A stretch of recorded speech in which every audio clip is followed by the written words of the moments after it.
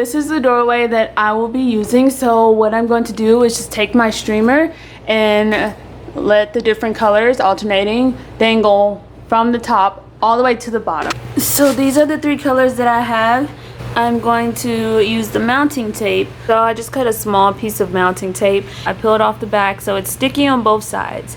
I'm just going to take my streamer. I think I'm going to start with the green. The mounting tape right there.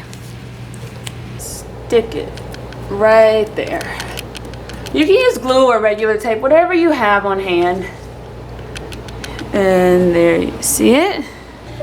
And when I get to the bottom, I'm just going to cut it right there.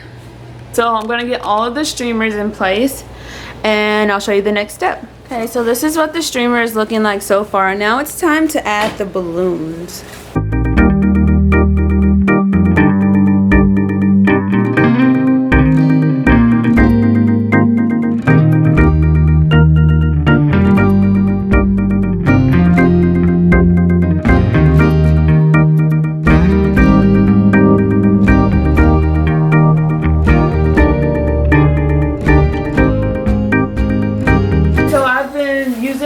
My handy dandy mounting tape to mount balloons to the very top, and what I'm doing is just pretty much making a row. Again, it depends on if you're going to use like a stairwell or if you're going to use a doorway.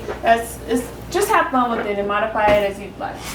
So the next thing I'm going to do is twist the streamer, and be very careful because it's very delicate. Twist it about 1 inch or 1.5 inches long, and then you are just going to tie the balloon around the streamer in a knot. And you really have to be careful right here because again, the streamer can tear easily.